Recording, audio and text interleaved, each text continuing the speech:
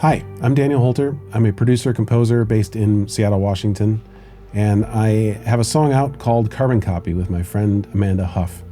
And I thought I would play the original demo, play the state of things as I sent it off to Amanda to do vocals at her home, and then play kind of the final result where we ended up after I got her vocals back. Kind of an interesting process where the original demo was a pretty bare bones idea on Wurlitzer and some programmed drums and textures with a lot of pumping compression, a lot of noise. And I sent it off to Amanda to see what it might spark in her. She sent back these vocals, and then I took inspiration from her vocal performance and the lyrics and created a fuller arrangement around the song that way. So here is my original Wurlitzer recording. This is me noodling on my Whirly. You can actually hear the tubes dying in the background. This is an old Wurlitzer 145. It's a tube-based electric piano. There's me fumbling around on some of the parts, just trying to figure out what the notes I wanted to include, what the part would be. I ended up with these phrases that I chopped out. I kind of arranged into a structure that made sense for a song.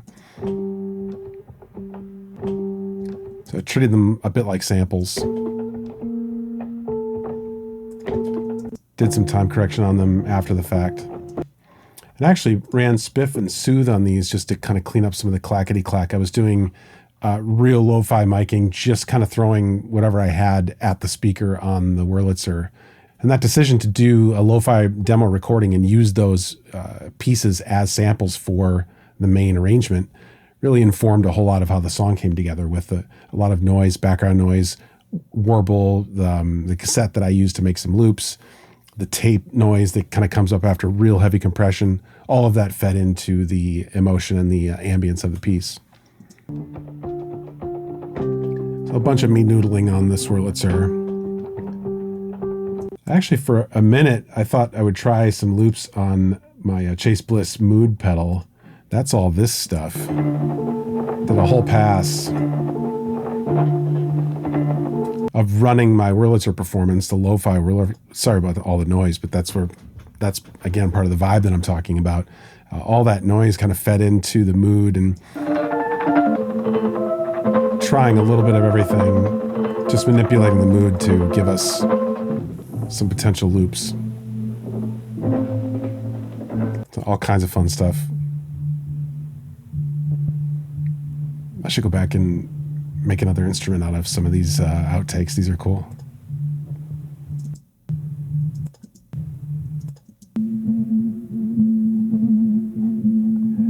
Anyway, I did a bunch of passes of these. So you could see here, what do we do? 11 passes. I certainly will not subject you to all of them, but some even warblier stuff. At any rate, that's where we ended up with just the original demo and kind of putting some pieces together to make an arrangement. I actually split the part into the bass line and the top line just to get some clean sounds that I could manipulate a little easier. That's these tracks here. I've got them panned out a little bit, 41 to either side. And here's the Wurlitzer isolated. This is when I began to structure the basic Wurlitzer arrangement into the song. I'm running Wolfpack compressor, again, pretty much destroying this bottom end on the Wurlitzer intentionally. Same thing on the top end. Added the top line here with Wolfpack on it again. Not Wolfpack, the Volt compressor. Same crew, same people. I find all this noise and ambience and the wrongness of it, I find it really inspiring. So these two together make this texture. And I ran both of these into this channel called Whirly Effects, where I ran Valhalla Supermassive. Again, a free plugin. Please go check it out at Valhalla Plugins, or I guess their website is valhalladsp.com. This is free. I can't believe it's free. I use it on so many things. The atmosphere on this is all Supermassive here. So this was my main idea for this song, was this real minimal melancholy chord progression with these Wurlitzer notes, treated with this noisy compressor and bringing up all the tube noise and tape noise from my original recording. Then I had this loop of this tape head got stuck on my cassette machine, and I created a loop out of this to create some throbbing rhythm behind the sad Wurlitzer riff.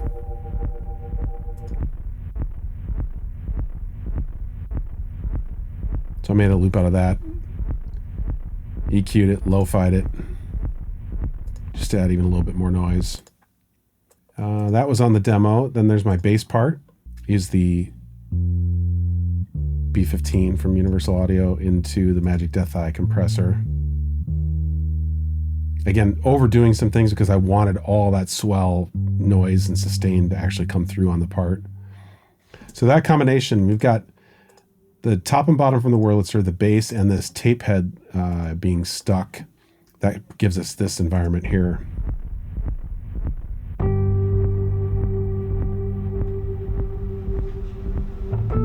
All that noise coming up on the end of each phrase. I love that. Almost sounds like a sidechain trick. It's just the release on a really heavy compression from the Volv compressor on these things. But I thought I should take it even a bit further. I ran all of that into this sidechain bus. I don't think I'm sidechaining it technically with anything. I think this is me just overdoing more compression. So I ran it through, listen to all the hiss that comes up. I ran it through the wow control from Goodhertz to add some more tapey weirdness and just kind of discomfort. And then another Volv compressor, which is adding a bunch of noise just by the nature of all the signal processing coming up this far. So here's where we ended up with that.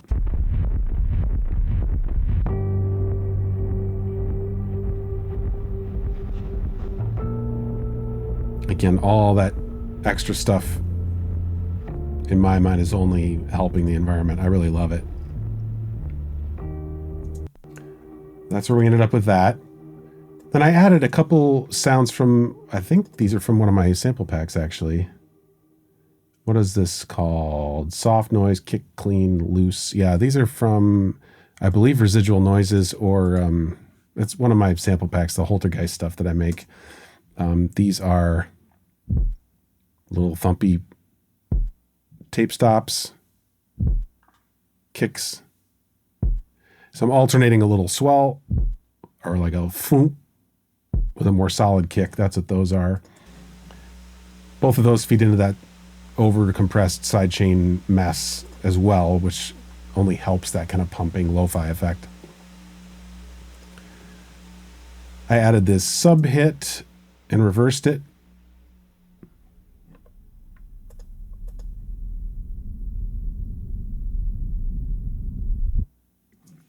I believe that was another tape stop effect from my HOLTERGEIST sample pack that I affected and reversed, just used for a little riser there after the intro.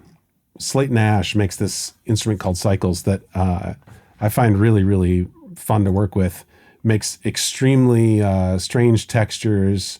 I usually like tracking them in live and then manipulating them with audio after the fact. So I used 3 of them on the back half and just 1 on the front half. Let's see what this first one's doing here.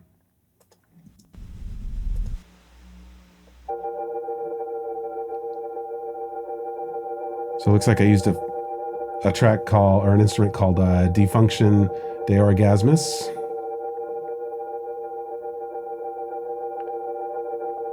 But that sustaining drone texture is a result of that, plus a little lo-fi, plus a little Goodhertz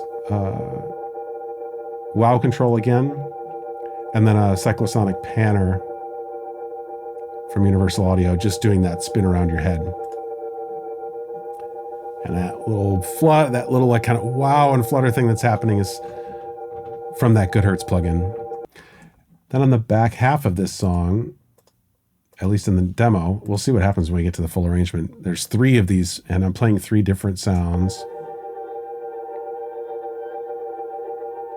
Some treated string textures and some cutting in and out, adding some more uncertainty. That was all in here on the demo. And what is this nuclear pipe blast? Oh, okay. And I pitched it. It looks like I pitched it up a couple steps just to match the key, just to kind of harmonize a bit better with what was going on with all the noise. Another sound I'm sure I made with one of my malfunction kits or something. Here's a track that was unlabeled called, what is this called? Pillow Pass. I think more sounds that I've made with my sample pack.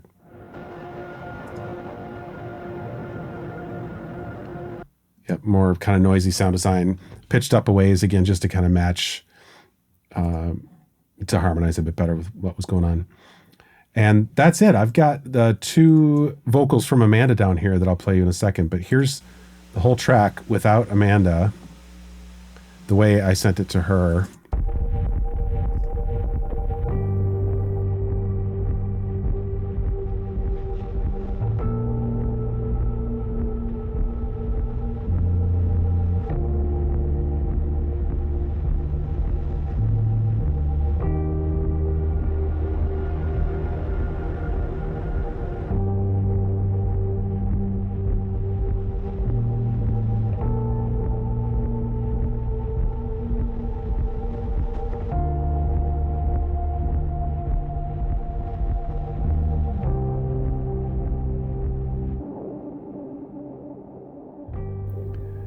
So here's the vocal track that Amanda sent me. No one sees us huddled closely. She's singing so whispery. Casket embers on the lawn. And like right on the mic. I love all that real intimate vocal stuff and the real quiet. I want to kiss you. And then she harmonized with herself on the second half of the song. Here's the addition of this second vocal part. We are aching, dancing falsely. So that's what she sent back over this demo. We are aching, dancing falsely. And I love how that was coming together. So I thought, what if I take all these parts, put them in a new session, and finish up an arrangement around her and do a proper mix? So that's what we've got coming up next. Okay, so we're in the mix session now for Carbon Copy, the song that I did with Amanda Huff. And you'll see some things from the demo session that have arrived here directly. You've got these kick noises. Those are still active. A little different sounding now just because they're going through the mix bus chain that I'll get to in a moment down at the bottom of the session. You've got that stuck tape head loop, which has been further decimated. I've added a Moog sub here, sub synth from my matriarch.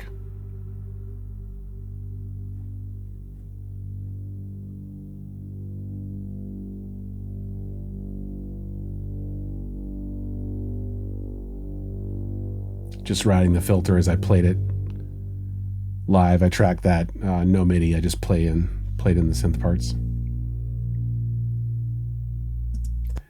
And I duplicated that for this sub moment here, just this one little, well, it's labeled sub. That's hilarious. Oh, the original is labeled sub. Not a sub. I filtered out all the low end and treated it like a little kind of transition moment. I just duplicated that out of the Moog track and put it there. I don't know what Moog text is. Let's see what this is.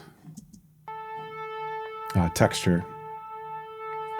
So some more matriarch high synth part with some stuff on it. I've got this track frozen, probably because these things were just taking up a little too much processor on my previous rig. I did this before my new Mac Studio. So we've got a little EQ, we've got Brower motion, Valhalla delay, and wow control, making that texture. I comped the bass together, and what else did I do to this? These are brought over from that demo session, actually. Little EQ, a little more top end, it sounds like. I'm using an aux to send to a bass wide channel where I'm running the dimension D just to give a little of that chorusing, spread the bass out around your head a little more. And you got the whirly channels that come in from the previous session. I consolidated them into this main part and kept that atmosphere on this whirly effects channel. Supermassive into the EQ. There's that sub hit, that reverse sub hit is in here. I also played this dulcet tone. What's going on here? Vintage Verb from Valhalla. Looks like I had an RC20 on here at one point. So that's me playing a sample of a dulcet tone, adding this kind of, almost feels like a Danny Elfman score or something like that. So I'm just playing that part in from halfway through the first half through the rest of the song. Our cycles tracks made it in here. Those are those textures that I isolated in the previous part of the video. All these string swirls and kind of malfunctions. Then I added another texture from landforms. I believe this is another Slate Nash instrument. Just a little low end filter and some scattered Brower motion. Adding some nervousness there. And then I sent this entire arrangement off to my friend Barry Paul Clark, who is a phenomenal bass player. I've worked with him in Field Report and Argopelter. He was a part of the Wordless podcast that we did for the License Lab, my company, the License Lab. He did this string arrangement for me, demoed up some strings, and I was not very precious with them. I actually made them this kind of warped old recording very intentionally. But Barry did this nice arrangement over the end of the song. It sounds like this.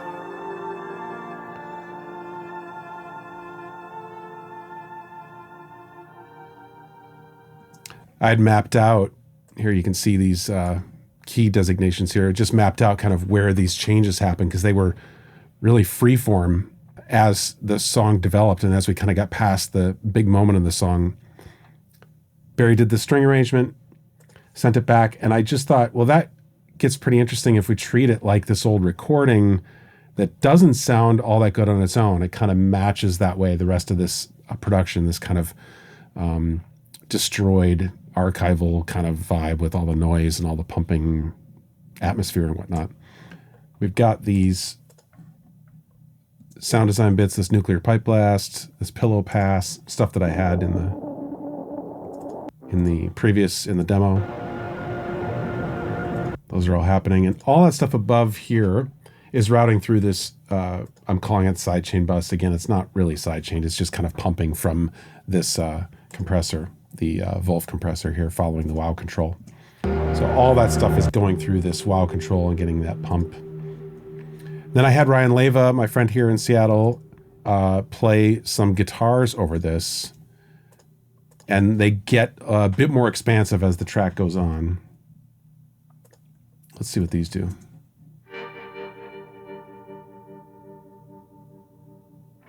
And I believe I reamped these at Electric Kitty where I recorded them.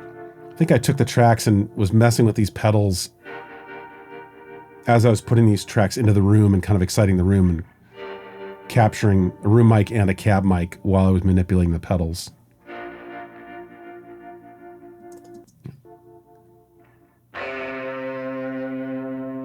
And a little more of a moment there. And this real trashy, bendy thing. And then up at the end here, we get to... It's a nice big chord kind of resolving us as we move into the string arrangement. I think there was a couple... I've got these labeled as acoustic guitar. What do we do here? There's these little bends. And bird sounds on acoustic guitar. Nice. Thank you, Ryan. And these I didn't use. I think I've got those muted. All the electric guitars are going through an LA2A. And then we get to this string arrangement that I was able to pull together with my friend Abby Gunderson from here in Seattle. Had her in this room here, actually. Played her the arrangement that came in from Barry. Didn't need to match that. I'll show you what we get to at the end there. But I wanted to have some live string textures throughout the song. And routed all, I've got 4 passes on violin, and they're all routed through the EQ, Soothe, a Fairchild 670, Valhalla Supermassive, and Valhalla Vintage Verb. So these strings, before any of that, sound like this. And you can see here, I'm riding this level with this automation here.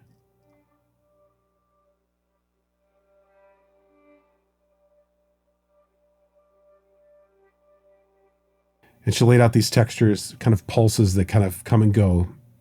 I've got them panned out. And then with the processing I put on here, it just gets a lot more ambient, obviously.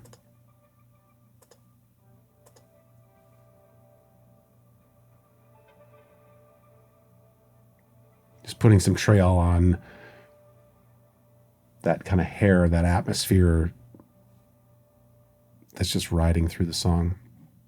But Abby is also able to solo and tug on your heartstrings a bit with melodies and not just textures.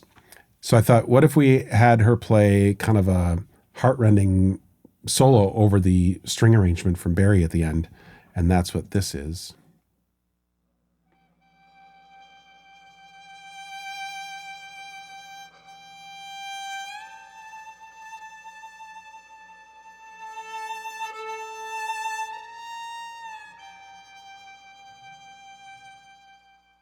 And she did a few passes. I just took 3 big sections and put them over this ending.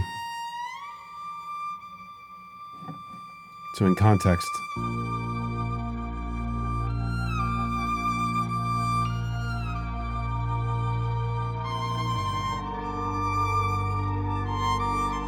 just lovely. It's so beautiful. I wish I could play any instrument as lovely as that. Anyway, we did a couple accents on strings. Here's a little violin rise for the midsection of the song right before it loops back around.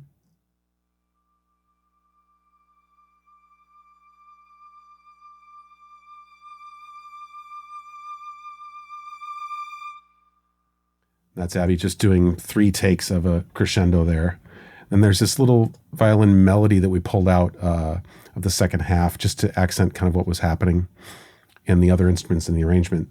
There's 2 violins here and 3 violas, all played by Abby again.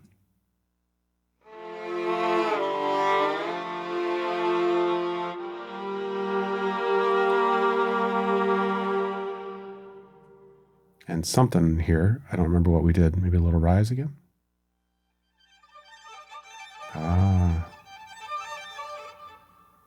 Some little flutters just to help sell that moment. That's right here.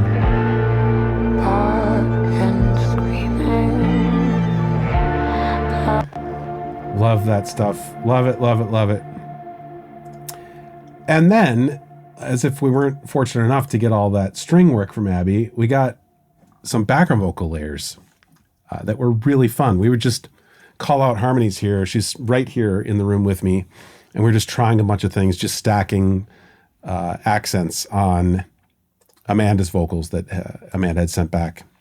So these background vocal stacks are Abby on mic here in the studio. And what am I doing? I'm doing a little bit of EQ, a little vintage verb, some micro shift, and a little delay.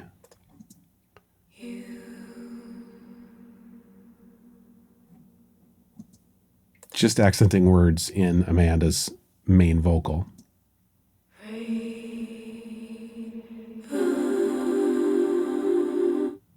I love that stack. I love the hard mute too.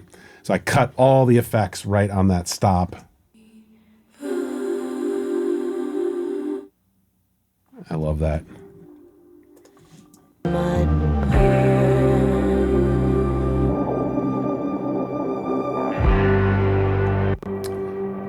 So much fun. There's a high harmony here. What's going on there? I've got something frozen again. We had Pro Q3, Soothe, pretty standard vocal treatment stuff. True Iron, little transformer plugin. 1176 and Magic Death Eye. And what's going on here? Oh, a little MV2, just bringing up the level of this harmony, the bottom end of it. We are aching. So this is the treatment that I put on Amanda's vocals Falsely. that she sent back. So that gets married to her main vocal here. We are aching, dancing falsely. And the treatments that I'm doing are just kind of bringing up all that little too close to you hype, right? I wanted it to sound like she's whispering kind of inside your head, not even just your ear, but like inside your head. I just thought it fit the lyric and fit the vibe of the song. We are aching. And then we get to some of my favorite treatments to do on a song like this, especially when it's experimental and I can kind of do whatever I want. I'm not really making anybody happy but myself and Amanda, and just wanting to make something creative and fun. No real commercial considerations, no label to please, no manager, just us having fun. So we can take some chances like this. So I took Amanda's vocal and ran it through my Auto chain. I've got a delay, a reverb, and a saturation box, all made by this French company, Auto. I love what this stuff does, especially one of the reasons I keep these hardware tools is the ability to manipulate the knobs and the settings as I'm tracking it back into the session. So hopefully you can hear some of that here. I've got, this is one of these Auto recordings that is me manipulating the box as I'm playing the vocal through it and recording the output back into the session.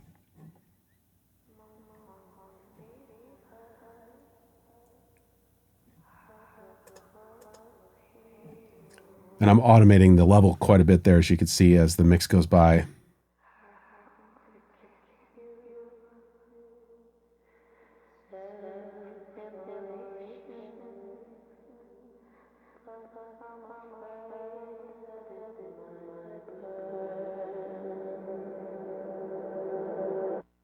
So that freeze and drop off is me playing the Auto box live, holding the freeze button, letting it sustain on itself and kind of become too much, and then cut it off in the box after the fact.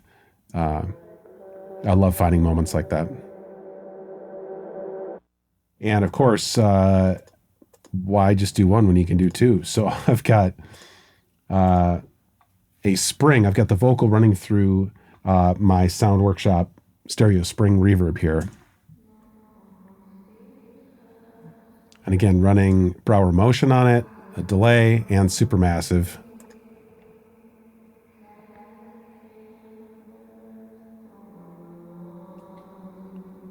So some of that movement and swelling that's happening is me manipulating the sliders on the spring as it's being recorded back into the computer.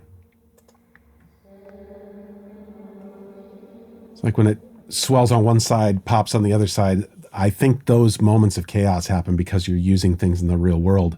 And I love the layers that adds to a song production. Just inject a little chaos and a little real life.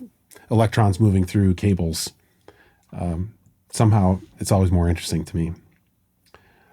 And then I've got this bass bus. Again, I use this quite a bit. It's my hardware, Bedini Audio Spatial Environment. I've got various channels here set up with a send to the bass unit. That shows up at this aux, which has a little filter on it. Not much, I guess. And this MV2, which also isn't doing anything. That's funny. And the bass unit is inserted on this aux. And that just takes things that I send to that aux and spreads them out a little wider than the speakers normally would be. There are some tools you can do that in software. I like the way the bass unit sounds, and the way that this is routed means, again, it just injects a little chaos that I find to be compelling. It makes things a little more interesting to my ears. I like that. And all of this is routed through the mix bus. I don't have this analog stuff inserted right now because it's set up for another project, but I keep my settings here for my analog side of things. I've got a hardware insert right here.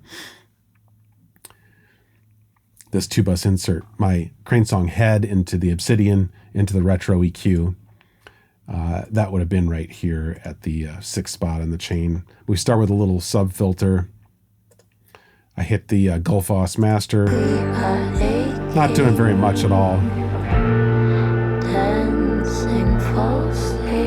Pretty tweaky. Oxford inflator. Also,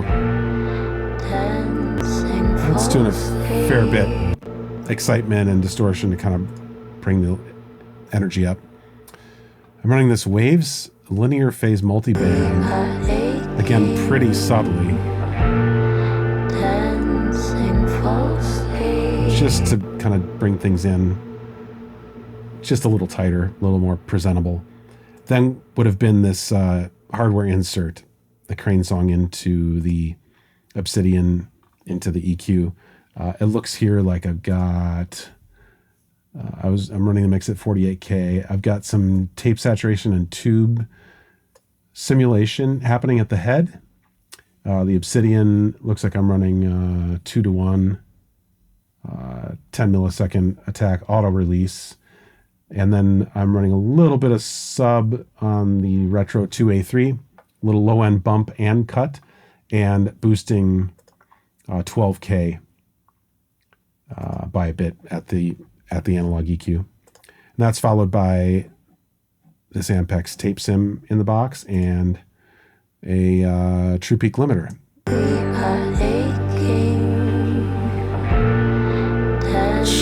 Isn't doing much gain reduction, just there for a bit of a safety before printing for mastering. So that's a quick look at Carbon Copy by myself and Amanda Huff.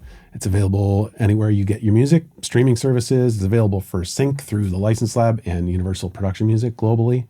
It's available on our Bandcamp. You can check it out there. If you found anything that you can use in your own work, I would love to know about it. You can leave it in the comments below. I'm reading all those and trying to respond to people as people have questions or ideas. And we will talk to you again soon. See ya.